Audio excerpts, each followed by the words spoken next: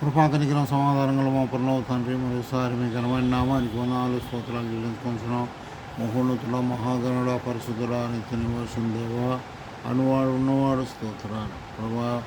ఉదయకాలం ఇంతవరకు కాచినారు, కాపాడినారు, భద్రపరిచినారు స్తోత్రాలు. యూట్యూబ్ చేస్తుండగా అనేకులు ఈ యూట్యూబ్ ద్వారా రక్షణ మార్గం పొందడం సార్ మీరు రాకడొకరగా వారు సిద్ధపడలోని కృప చూపెట్టమని ఇచ్చిన సమయాన్ని బట్టి స్తోత్రాలు వందనాలు జీవించుకోవచ్చు.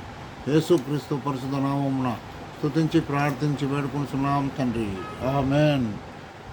ఎఫెసీయులకు రాసిన పత్రిక 1వ అధ్యాయం 3వ వచనాన్ని మనం ధ్యానించుకుంటున్నాం. మన ప్రభు అయిన యేసుక్రీస్తు యొక్క తండ్రి యొక్క దేవుడు స్తుతింపబడును గాక.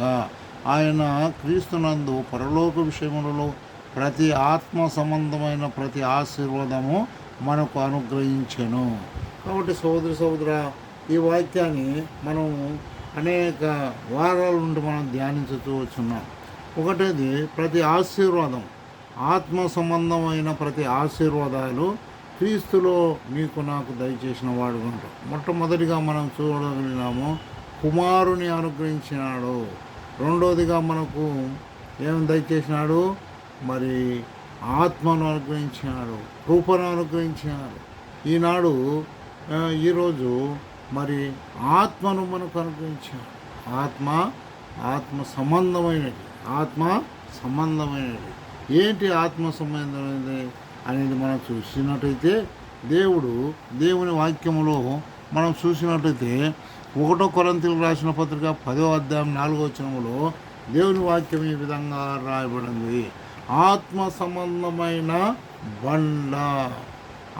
సంబంధమైన బండలోనిది వారు త్రాగిరి అని దేవుని వాక్యం రాయబడింది.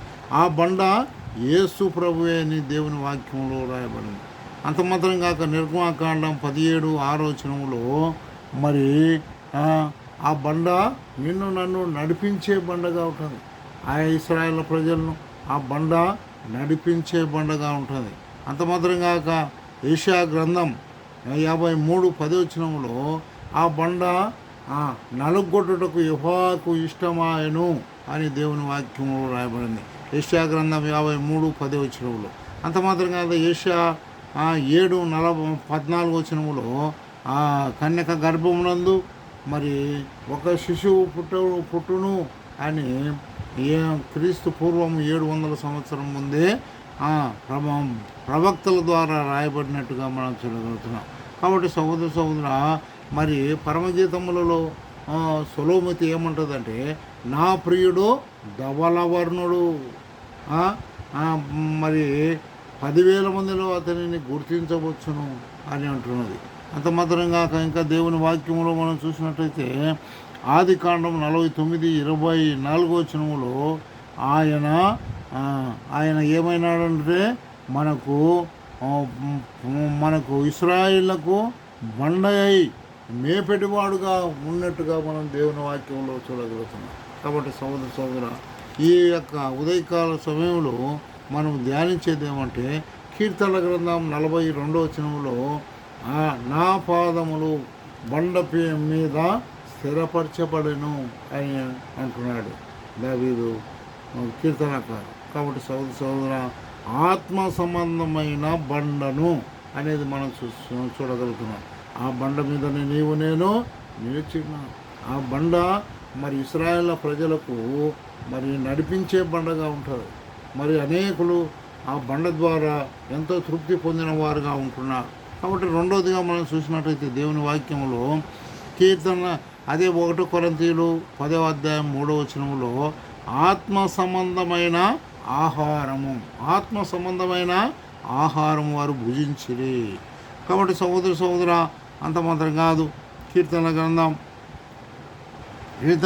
18 మొదటి 2 వచనాల్లో మరి ఆయన కేడము కొండ కోట అయినట్టుగా మనం చూడగలుగుతున్నాం. అంత మాత్రం కాదు మరి యోహాను సువార్త 6వ అధ్యాయం 54వ వచనములో మరి నా శరీరము తిని నా రక్తం త్రాగువాడు నిత్య జీవం గలవాడు అని దేవుని వాక్యం ఉంటారు. కాబట్టి ఆయన శరీరము నిజమైన ఆహారము అని దేవుని వాక్యములు మరి 6:51 యోహాను సువార్త 6:51 రాయబడినట్టుగా ఉంది.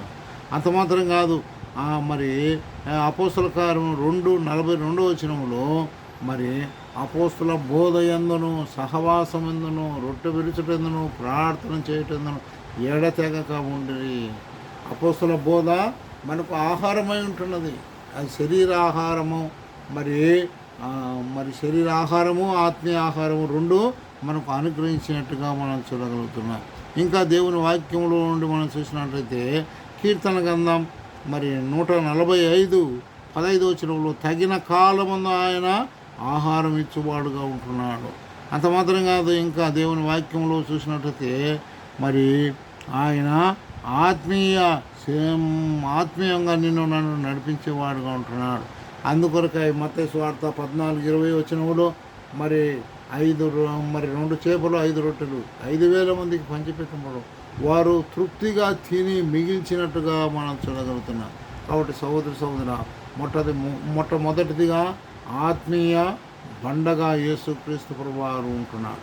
రెండోదిగా ఆత్మీయ ఆహారంగా ఉంటున్నాడు. మూడోదిగా మనం చూసినట్టయితే 1 పేతురు 2:5 వచనంలో ఆత్మ సంబంధమైన మందిరమును కట్టబడుతున్నారు. ఆత్మ సంబంధమైన మందిరము కట్టుటకు రాళ్ల వలె ఉంటున్నారు, సజీవ రాళ్ల వలె ఉంటున్నారని పేతురు రాసిన పత్రిక వ్రాయబడింది. కాబట్టి సహోదర మనం మందిరంగా కట్టబడుతున్నాం. అందుకే ఎఫెసీయులకు రాసిన పత్రిక 2:21-22 వచనంలో ఆయన నివాస స్థలమును కట్టుతున్నట్టుగా మనం చూడగలుగుతున్నాం. అంత మాత్రమే కాక మునుపు మనం ఎటువంటి వారము, వాగ్దానం లేని వారం, పరజనులము.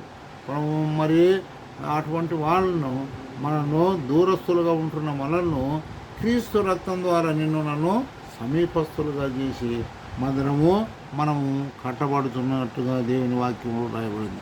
అంత మాత్రమే కాదు, ఇంకా దేవుని వాక్యంలో మనం చూసినట్లయితే మనమే ఆయన ఆలయమని 1 కొరింథీయులు 3:16 రాయబడినట్టుగా మనం చూడగలుగుతున్నాం.